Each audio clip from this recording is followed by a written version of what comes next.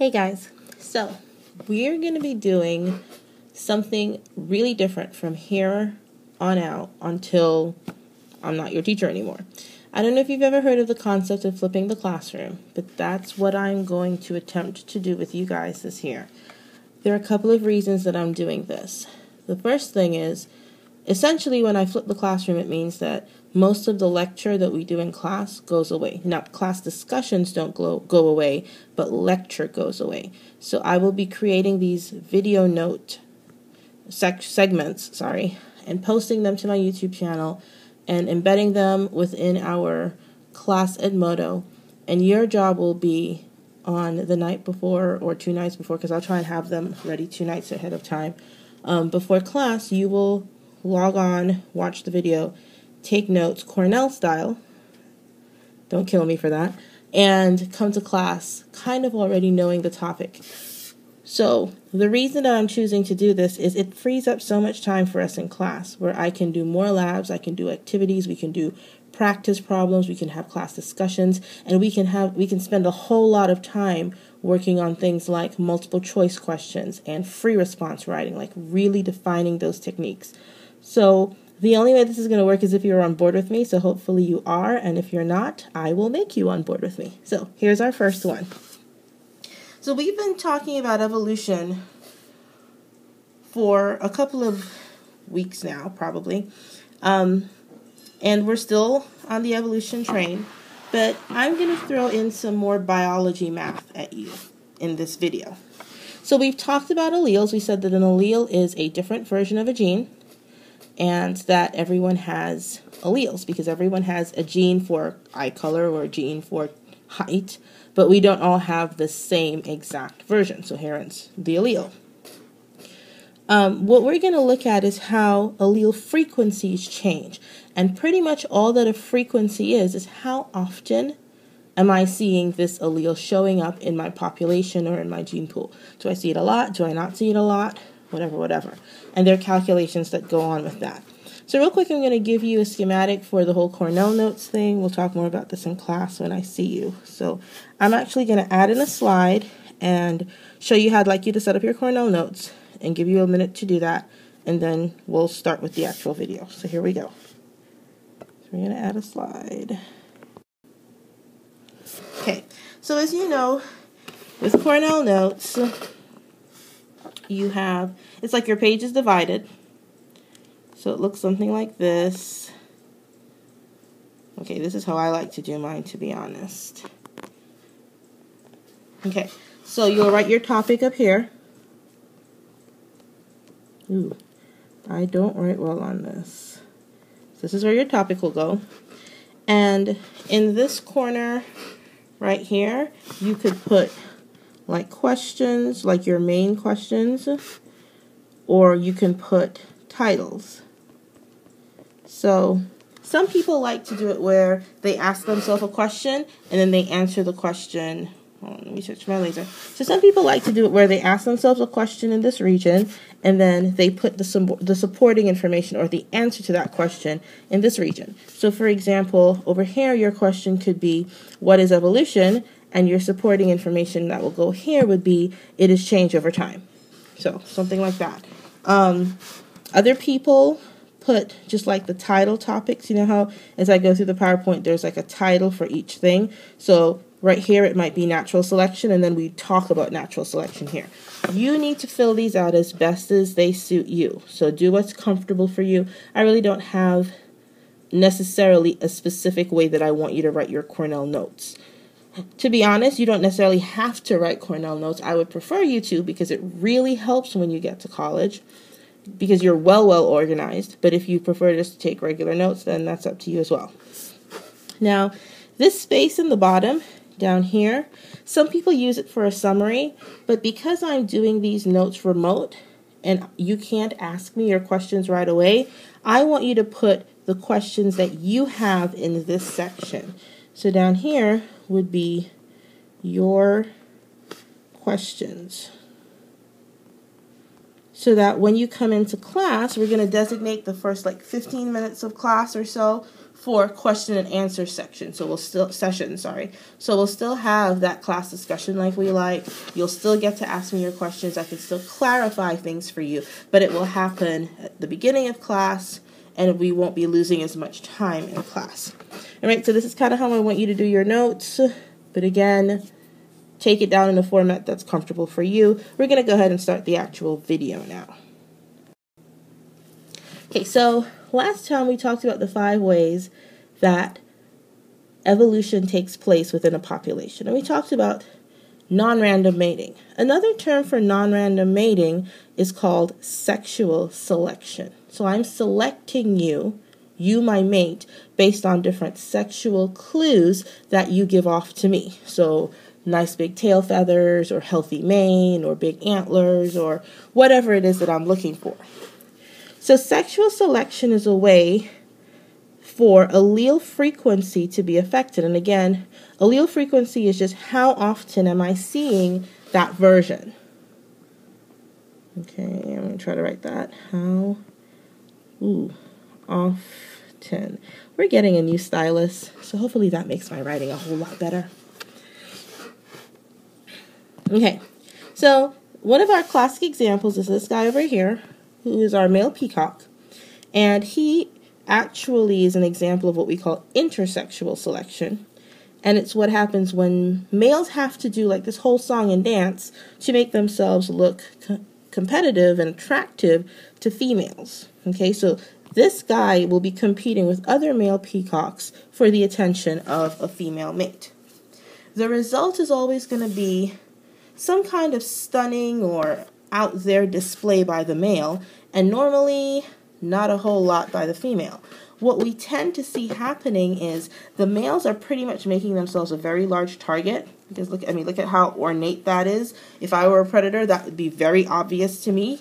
I would actually probably hunt him down faster than I would hunt down a female. So the males make themselves way more attractive to predators, and the females are a lot less attractive to predators. So this sexual selection actually results in a whole lot of survival disadvantage for our males. They can't hide those feathers, and those feathers are heavy and they weigh them down, so they don't fly as fast or run as fast. All of a sudden, a whole lot easier to catch if I were a predator. Okay, so like I told you before, the females run the show in this situation. They're the ones making the choice. So the males are pretty much forced to make themselves showier and more attractive or bigger or brighter or whatever.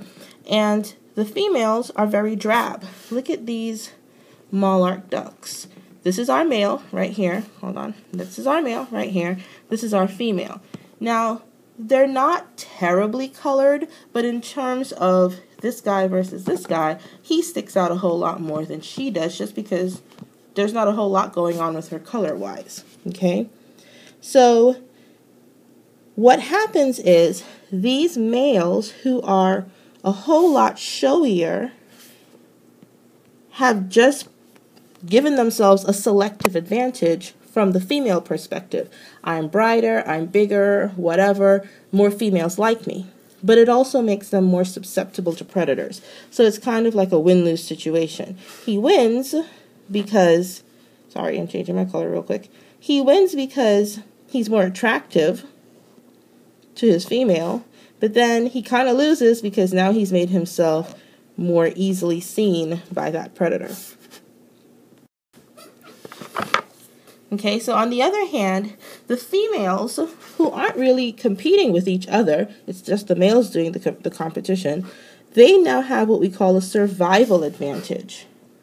Because they're not a bright color, because they don't really stick out, predators don't really go for them as much. They tend to ignore them because their focus is right here. Okay, so sexual selection, because if you look at this male and this female, there's some differences going on, okay? If I know what I'm looking for, I can easily tell that this guy is male. And again, if I know what I'm looking for, I can easily tell that she would be, bad handwriting, Hold on. Okay, so again, like I was saying, if I know what I'm looking for, I can easily tell that she would be female. Okay, just because of the colorations. So it leads to a term that I'd like you to know. That term is sexual dimorphism. And it just means that there is a distinct difference between the males and females of a certain species.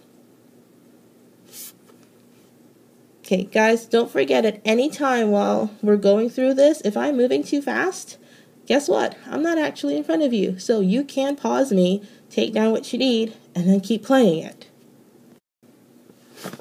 Okay, so we know that natural selection pretty much drives evolution. It's how evolution takes place, and it's dependent on sorting out what's fit from what's not fit. So when I say sorting out, I really mean that natural selection pretty much chooses, or favors would be the better word, some alleles over others. Natural selection is going to favor the alleles that give you an advantage in your current environmental circumstances.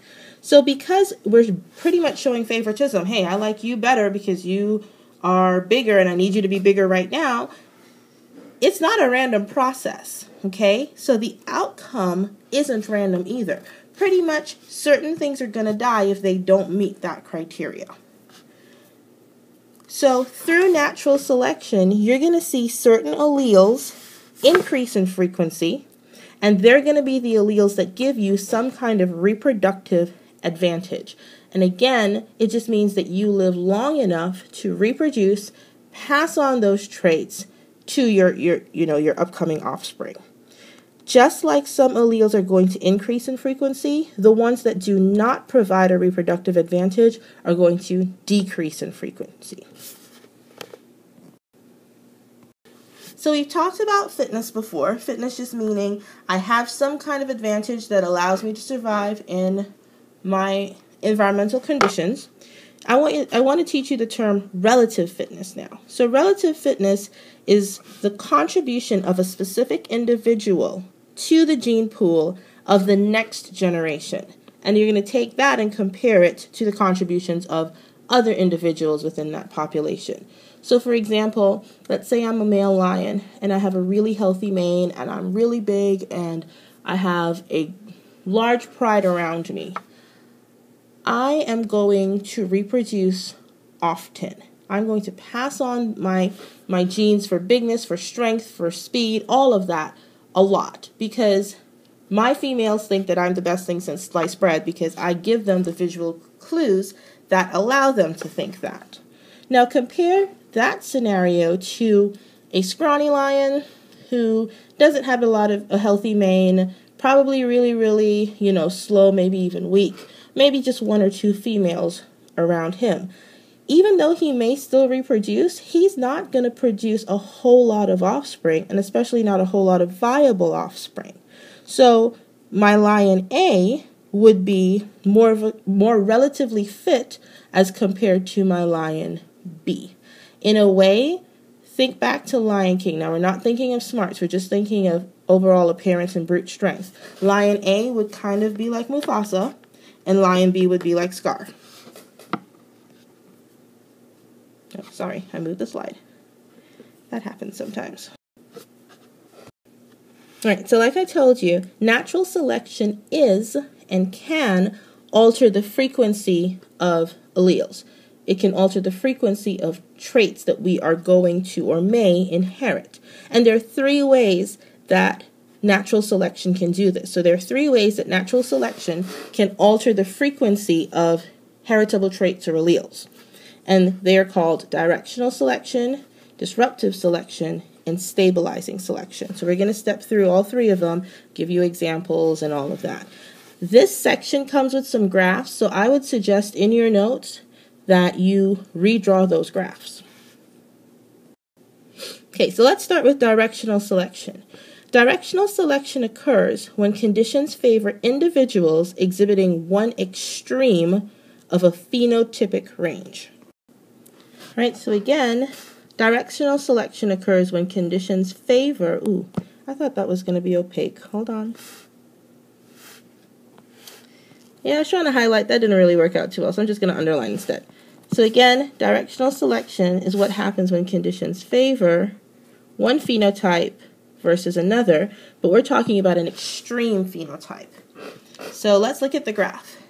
So let's say that we are some kind of mouse and that there are 5 variations on what our fur color can be, ranging from really light to fairly dark. Now, if we live in an environment that is also dark in color, then the darker mice will fit in better with their environment. They won't be easily seen, and they're the ones that will survive long enough to reproduce. Our lighter mice, on the other hand, will stick out like a sore thumb because it's a lighter color against that very dark background, and they will be the ones that are eaten, that probably won't get to reproduce, and the frequency of their alleles or their heritable traits will reduce. So if you look at the graph, this was our original population. We have a little bit of the dark ones, a little bit of the light ones, and then a good mix in the middle. Our population evolved, our conditions changed, and now we're favoring those dark-colored mice way more than we're favoring the light-colored mice. So you see a shift in the position of the graph. So again, the dotted line shows you where that original graph or that original line was, and the solid line shows you the new population. Because the darker colors are now more heavily favored, those are the mice that are surviving long enough to reproduce. Look at what the first 2 spaces are blank. That's where our really light colored mice used to be. They're no longer there because they're not on the they don't have the phenotypic range needed to survive in this situation. Hope I made that clear. Okay, so there are a couple of ways that this can happen. Like I said, sometimes it's due to environmental changes, but sometimes it's also because that population migrated to a new and potentially different habitat. Not everyone is going to survive because it's not the habitat they came from. It's not what they're used to. So what this particular slide is showing is that over a period of time, if that directional selection continues, the variance may decrease. Remember, we're talking about a phenotypic range. So we're not talking about just a dark brown mouse. We are talking about from a light brown mouse and all the colors in between to a dark brown mouse.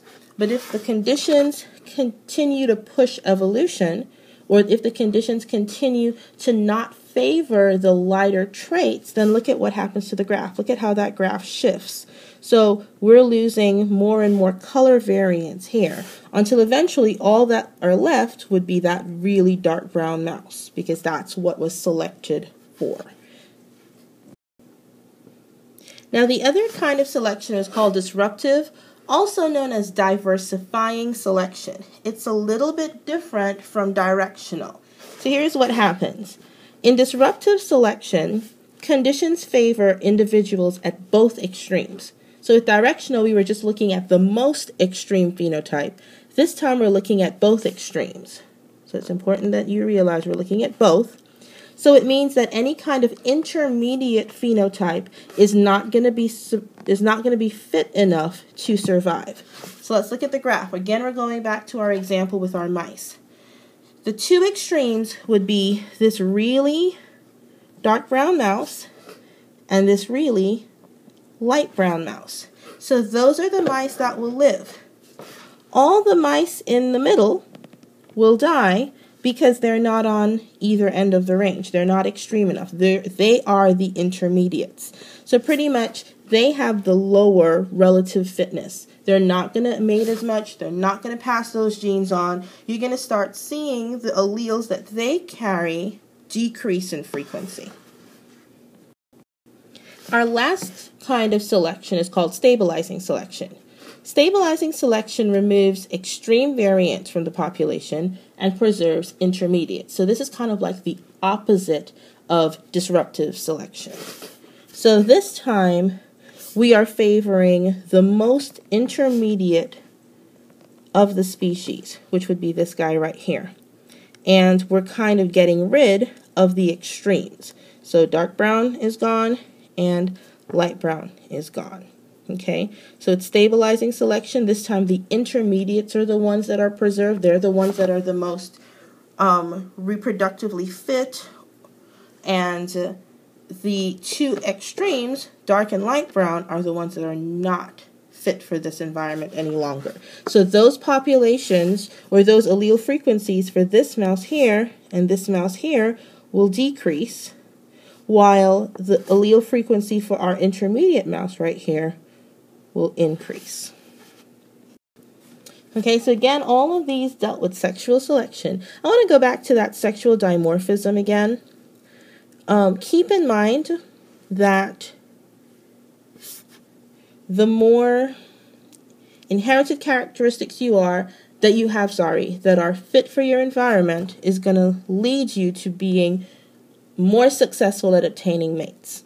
So again, like I said, it can lead to what we call sexual dimorphism, which is a difference between the two sexes with regard to their sexual characteristics. So here we have some guinea fowl, and here we have some like deer. And one of the ways you can tell the difference between, let's start with the guinea fowl. The male has this long set of tail feathers, and then he has bright colors. I guess I should have changed the font. You know what? Let's erase this. Trust me, I'll get better at this, I promise.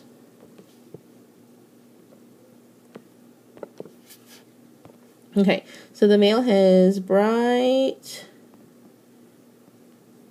colors. And again, like I said, those long tail feathers. Look at the female. Not very colorful. Her tail feathers aren't very special. She's a lot smaller than he is. So those would be examples of differences between the two sexes that have led to sexual dimorphism. Now let's look at the deer. Again, the female deer, this is the female deer right here. Draw the little sign for female. And this would be our male deer right here. She is slightly smaller than he is, but the thing that stands out the most is he has these antlers and she doesn't. So that again would be sexual dimorphism because he looks different to her. So there are two kinds of sexual selection, intrasexual and intersexual. And this has a lot to deal with just how the individuals behave. So in intrasexual selection, that's really hard to say altogether, we're looking at selection within the same sex. So individuals of one sex compete directly for mates of the opposite sex. So in other words, the boys fight over the girls. That's what's happening here with our giraffes. Sorry. Move for my laser. Okay, that's what's happening here with our giraffes, and here with our meerkats, and here with our spotted deer. Only the males fight. The females just kind of sit back and like, hey, you know, when you're done, let me know. I'll make a decision as to whether I like you or not. More than likely, since you just beat the crap out of that one guy, I do like you.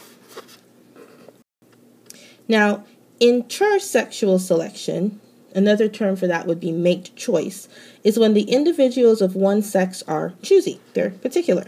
Again, that's going to be your females. So in this situation, the female is making the decision as to whether or not they want to mate with that male based on how showy the male is. So here we have some red cardinals. Notice even though the female is kind of like tinged red, it's the male cardinal that's really, really red. So she's looking at, what did you bring me? How pretty are your feathers? How big are you? That kind of thing. Then here again, we have that classic example of our male lion and our female lioness, where she is looking at his mane and how big he is and, you know, that kind of stuff. Do I like you enough? Do you attract me enough? Yes, you'll be my mate. Now, we're used to thinking of variation in a population as either being positive or negative. So there's lots of variation, which is good. There's not a little bit of variation, which is not always good. There's another thing called neutral variation, where the differences in your DNA sequence don't really result in a selective advantage or disadvantage. You're not really selected for or against. You're kind of just there. And there are a lot of mechanisms that reduce variation. More importantly, diploidy, balancing selection, heterozygous heterozygote advantage and frequency-dependent selection. We're not going to talk about all of them. We'll only talk about 2 out of this list. So here we go. Let's start with balancing selection. So balancing selection occurs when natural selection maintains 2 or more forms in a population. So in a population of birds, let's say, there are 2 specific forms that are both fairly successful. This type of selection includes what we call heterozygote advantage and frequency-dependent selection. So selection. So those are the ones we'll talk about. Heterozygote advantage involves an individual who is heterozygous for a particular gene. So has a little bit more fitness than someone who is homozygous. And I'll give you an example to help all of this make sense. So I've kind of talked about this before. I told you that in my family, especially on my father's side, well, not especially, on my father's side, they all carry the trait for sickle cell anemia. It is hereditary, which means that I'm also a carrier for this same condition. Now, sickle cell anemia is caused by the inheritance of a hemoglobin gene from a variant, hemoglobin gene from both parents. So in other words, a gene that's incorrect, a mutation. The reason that I am a carrier is because I only got it from my dad. My mom's family does not have this condition at all, so she does not have the disease. She is not a carrier, nowhere in her DNA. So I got that variant gene from my father, but got perfectly healthy genes for hemoglobin from my mother, which makes me a carrier or a heterozygote or heterozygous for the condition of sickle cell anemia. So like I kind of explained to you before, individuals with this variant hemoglobin trait are very sensitive to oxygen depredation. They sometimes have a shorter life expectancy. They have silent seizures. There's a lot of pain that's associated with the condition. They go blind. They burst blood vessels, and it's a very nasty disease. And it's because normally your red blood cells are designed to be this kind of donut shape, and they are also designed to have no nucleus. They're denucleoid in the middle, so pretty much they're dead. And that gives them a lot of flexibility. And if you think about it, you have a lot of tiny, tiny capillaries and veins and arteries in different parts of your body that these guys need to be able to squeeze themselves through. When you have sickle cell anemia, along with all the other nasty things I just described, one of the things that you also get is your red blood cells change shape. And instead of being this nice like donut shape, flexible shape, you become hard and rigid, and you have a sickled appearance. So it looks kind of like a half moon, hence the name sickle cell anemia. These cells don't carry as much oxygen because of their shape, hence the whole oxygen deprivation thing. And they also are hard, really brittle. So they break easier, they don't live as long because, even though they're technically dead because they don't have a nucleus, they can exist for up to 120 days in your blood before your body has to make new ones. So because they're so rigid, they don't survive as long, or they don't exist as long in your blood system, and they're not flexible, so they can't squeeze their way through all of those tiny arteries and veins and all that stuff, which can lead to them damaging nerves because they have these sharp, rigid edges, so they can damage nerves as they squeeze by. They can pop blood vessels and lead to blindness or lack of feeling or nerve issues in your body. So like I said, nasty disease. Okay, so a person like me who's a carrier who inherits one sickle cell gene from one parent and a normal hemoglobin gene from another parent has a normal life expectancy. I don't really have that sickled trait. I, for the most part, am perfectly healthy and normal. Now, sometimes we may suffer problems from time to time where we'll get tired a little bit more faster than other people, but it's not a prolonged condition and it's not a constant condition. If we keep ourselves healthy, we tend to have normal hemoglobin levels and normal amounts of oxygen, and we're perfectly fine. So where does the advantage come in, you're probably wondering? Well, I'm about to show you. The reason that it is called the heterozygote advantage, especially in the case of sickle cell anemia, is the heterozygote, so the carrier in the example me, is resistant to the malaria parasite. And malaria is a disease that kills a lot of people, especially in Africa. Now, that doesn't really help me out so much because I don't live in Africa. I live here, and I don't really have to worry about malaria. But if I ever moved to Africa, I would have an immediate advantage because those little parasites couldn't use my cells to do their dirty work. So pretty much the heterozygote advantage gives balancing selection between, excuse me. Right, so like I was saying, it gives balancing selection between the selection against the homozygous sickle cell sufferer, so someone with the full-blown disease, and selection against the standard normal homozygote by malaria. It controls the fact that if you have sickle cell, you tend to not be as reproductively fit. And it also helps with if you don't have sickle cell, then now you're susceptible to malaria. So I kind of got like the best of both worlds, except for the fact that I don't live in Africa. So this situation gives the heterozygote what we call a permanent advantage, a higher level of fitness, but it really only works if malaria is present. All right, so here's a map that just kind of shows the frequency of sickle cell allele traits. And I want to say it was Hakeem Shula, that asked me why it is that sickle cell is associated with Africans or people of African descent. Well, here it is. That's where the condition originated. Again, as you're looking at this map, those areas that are stained like dark red and orange, that's where you really see the sickle cell trait being prevalent. Okay? Ironically enough, that's also where malaria is really prevalent. So, kind of balances out. Okay, so like I said, the next one we're going to talk about is frequency-dependent selection, and that just deals with how common a particular phenotype is within the population. So, frequency dependence depends on the popularity of a particular phenotype. Do we see a lot of people with big antlers, or not people, but deer or whatever with big antlers, or do we only see a little bit of deer with big antlers? Excuse me. So in a positive frequency-dependent selection situation, the fitness of the phenotype increases as that phenotype becomes more common. So the more organisms walking around with that particular phenotype makes the phenotype more successful. It makes it more fit for that particular environment. If you think about it, if it wasn't fit for the environment, it wouldn't be the more popular phenotype. Those genes would have been reduced in frequency because the people carrying them or the organisms carrying them would have died out.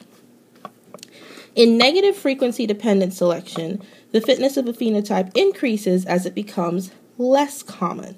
So this kind of happens when we have that frequency switch that I was telling you about.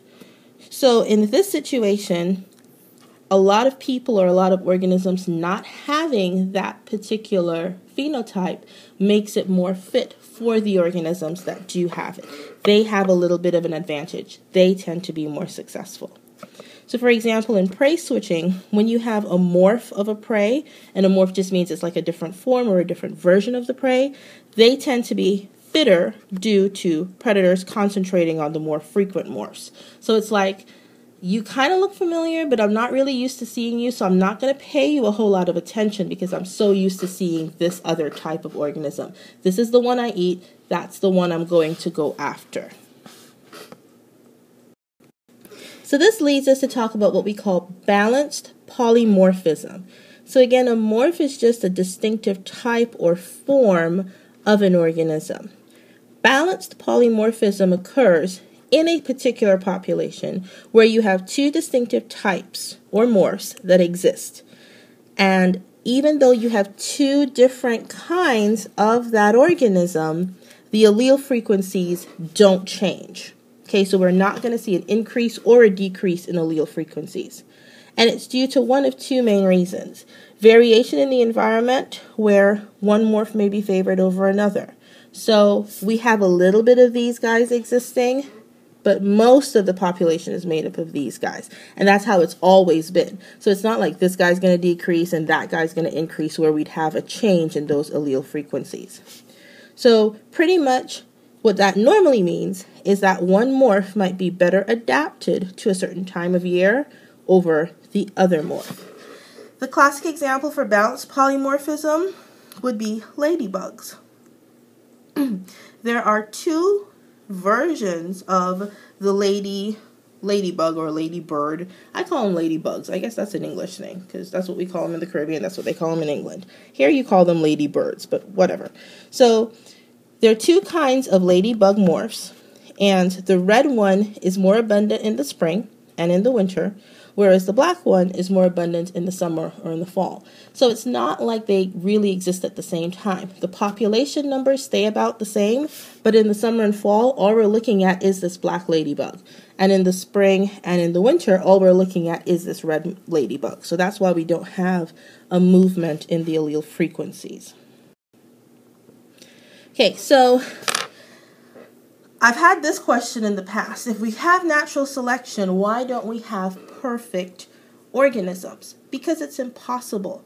Natural selection can't create perfection out of imperfection. Selection can only act on what already exists, and what already exists is always going to have some kind of flaw, okay? You're never going to get a new allele that gives you like superpowers on demand. It takes time for this to happen.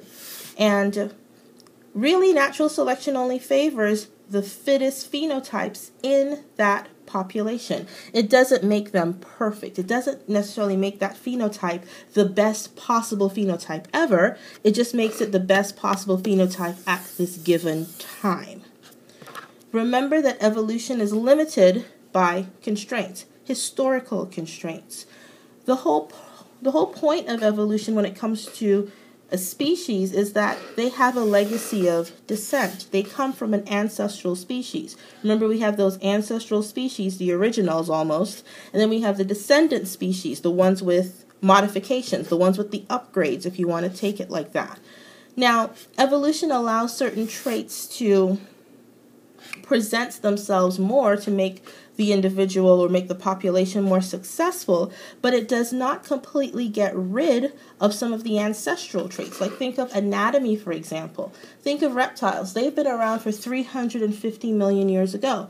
But if you take a modern day lizard and put it next to a tuatara, which is a type of ancient lizard found in New Zealand, they pretty much have the same body type. They work in the same way. They have the same circulatory system. You can't really get rid of that ancestral anatomy. So evolution doesn't take that away. It just allows what they currently have to make them adapt or not make them adapt. Okay, adaptations are normally compromises. It's not a perfect world situation. If I give you this one thing, it means that it comes along with this extra baggage. Like remember when we were talking about the peacock thing? I gave you these beautiful feathers, and when I say I gave you, I really mean through evolution, you evolved this sexual dimorphism, these beautiful tail feathers. All the ladies in town think you're the hottest thing ever, but it also attracts a ton of attention, which means that any predator in the area is going to think that you're the best looking meal in the world as well. So another example could be certain frogs call really loudly to attract their mates because sometimes they exist over a really far range. Well, having that loud bullfrog call will attract your mate for sure, but it will also attract predators. So it's a compromise. You're getting this, but you also have to deal with this other issue. Sorry. Whew. Okay. A lot of this has to do with chance. Chance is going to affect how evolution can take place. It was chance that allowed those South American finches to be blown off course and end up in the Galapagos Islands where they didn't naturally exist before and where they probably weren't even all that well suited to. So they had to overcome that as well. It's the whole lady luck thing. Okay. So far I've been telling you that allele frequencies are always changing. very rarely are they staying still. There's always an increase or a decrease. So is there ever a chance where the allele frequency doesn't change? Well, if that does happen, the population is said to be in what we call Hardy-Weinberg equilibrium, which means no evolution is taking place. So a little bit of background. Hardy-Weinberg are two separate people. They were not biologists, which will explain why their theory is a little flawed. They were mathematicians. No offense to the math people out there. But pretty much they said that this is a way to test whether evolution really exists. If these 5 conditions can be met, then a population is in what we call Hardy-Weinberg equilibrium, and that means that no evolution is occurring.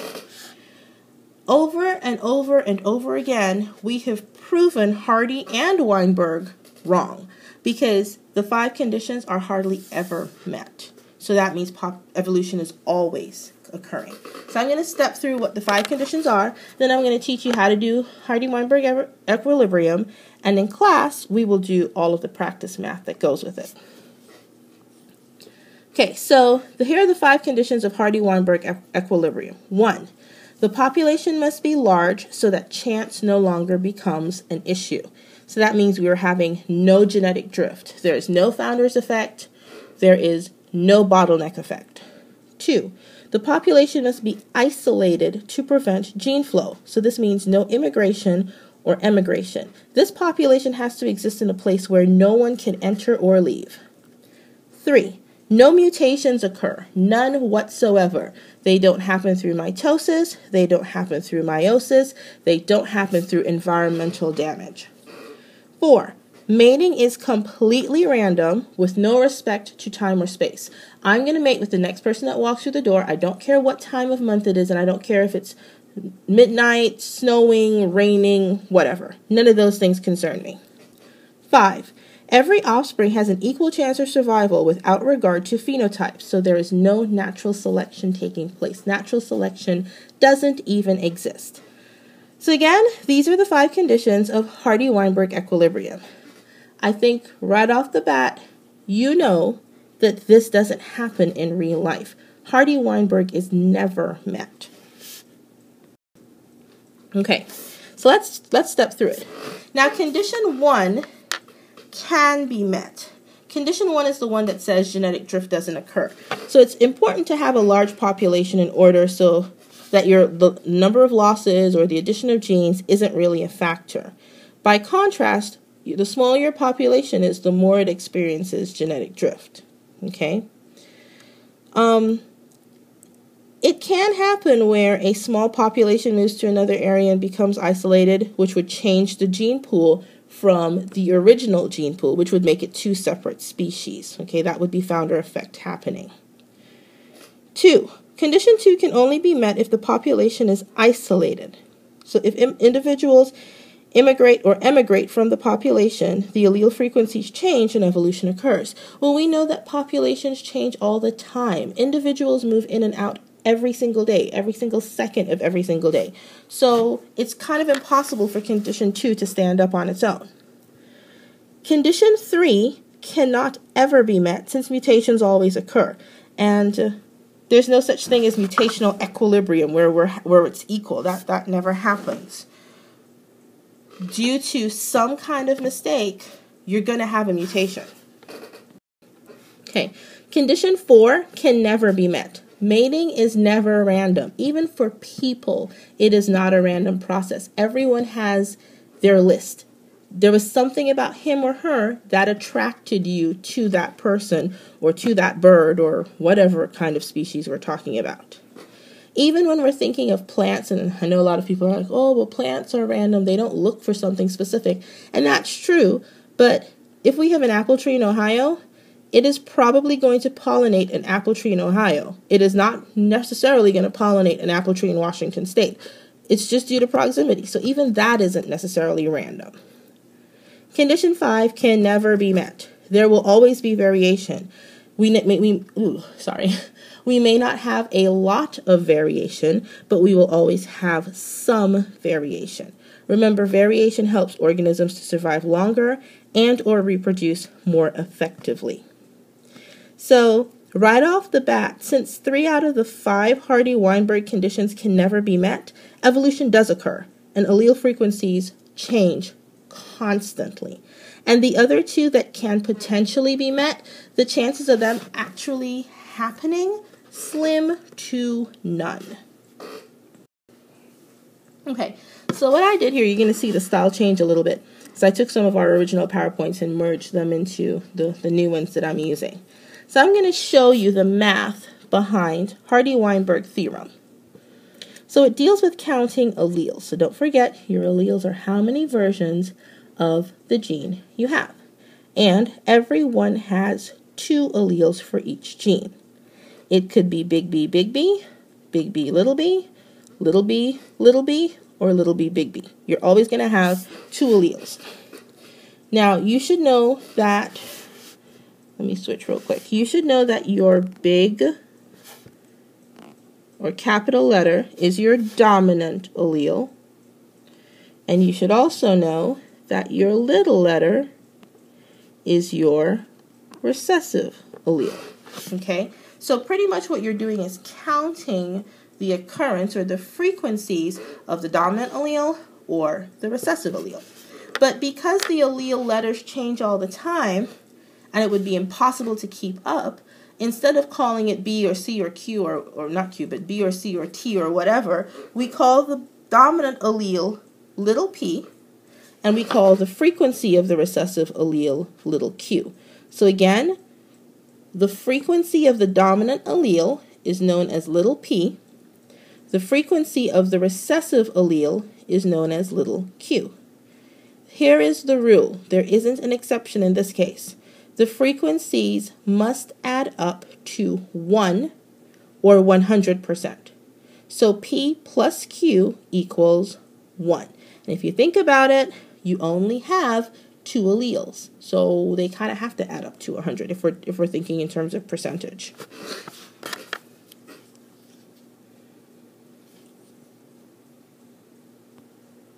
Oops. Okay. Next slide. Excuse me. So Hardy-Weinberg is actually a 2-part step or 2-part equation. The part we just talked about was counting alleles. The other thing we can count would be individuals. So I need you to think back to when you learned genetics however many years ago. You should remember the terms homozygous dominant, homozygous recessive, and heterozygous. Homozygous dominant would be 2 big letters. So big B, hold on. I can't wait for this new stylus to get here. Okay, so big B, big B. Whereas homozygous recessive would be 2 little letters. Little b, little b. And heterozygous would be a combination. 1 big letter, 1 little letter. Okay? And those would represent the individuals. It would represent the trait for that individual. So in the second part of Hardy-Weinberg, what we're counting is the frequency of homozygous dominant, homozygous recessive, or heterozygous. Here's how we come up with the math. The frequency of homozygous dominant would be little p times little p, because remember, little p represented our big letter, our dominant letter. Homozygous recessive would be little q times little q, because q represented our recessive letter. And the reason it's times is because we have 2 of them. Whereas heterozygous would be taking both of them into consideration. So it would be p times q plus p times q. From that, you should get p squared, q squared, and 2pq. So the Hardy-Weinberg theorem for the second part says p squared plus 2pq plus q squared equals 1 or 100%. So just like with the alleles, the individuals must add up to 100%. All right, so here it is again. When we're talking about alleles, it's p plus q equals 1. When we're talking about individuals, it's p squared plus 2pq plus q squared equals 1. That's what you need to remember. So, How do we use it? So we have a question that says, in the population you have 100 cats. 84 of those cats are black and 16 of them are white. How many of each genotype? So genotype tells us that we're looking at individuals, we're not looking at alleles. So we're looking at homozygous dominant, heterozygous, and homozygous recessive. How do we go about figuring this out? Let me switch to a clear slide. Hopefully I can actually write this. Okay, so we have 100 cats, 84 black. All right, hold on, let me go back. I think it was 84 black. Yes, 84 black and 16 white.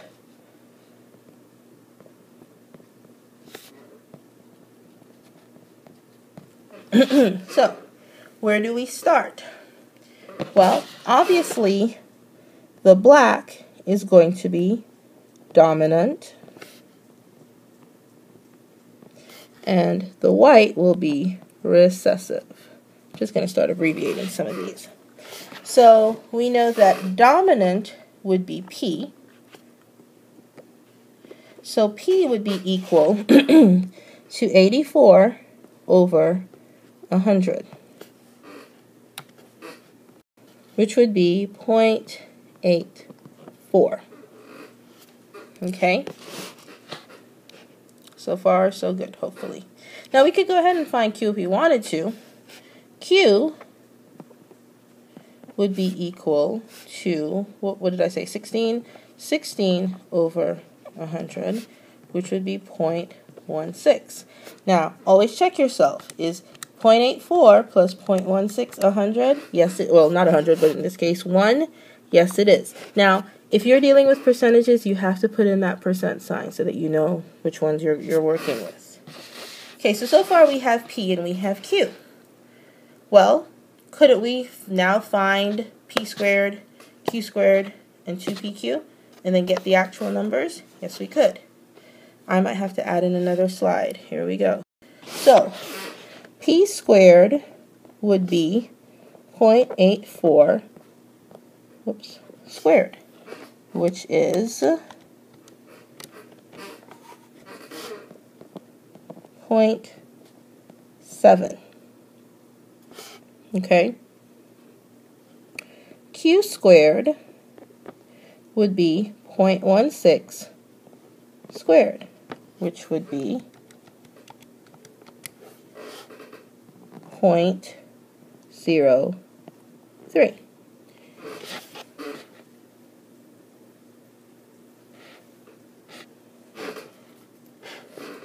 Two PQ would be 2 times 0.84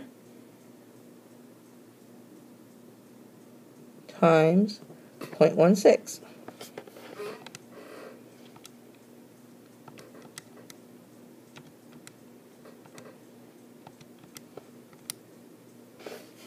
Which would be 2, let's erase this.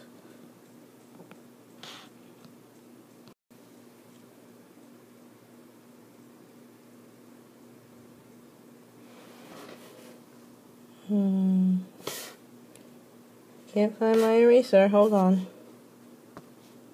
There we go. Sorry, I put the point. What's going on?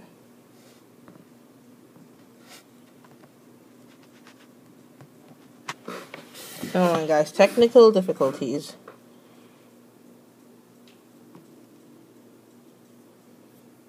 Okay, for some reason my eraser doesn't want to incorporate, so I put the point in the wrong place, so excuse that. So this would be 0.27.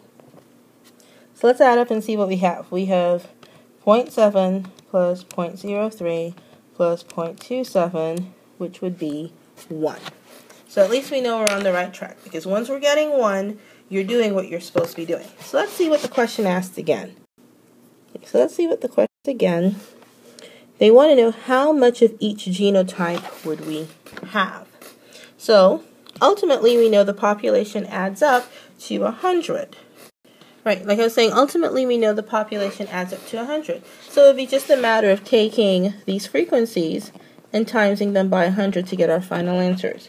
So we'd have 70 black cats, we'd have 3 white cats, and we'd have 27 gray cats, black and white cats, whatever. Ultimately it adds up to 100. That's Hardy-Weinberg. So this was a fairly easy example. We'll step through some harder ones in class later on.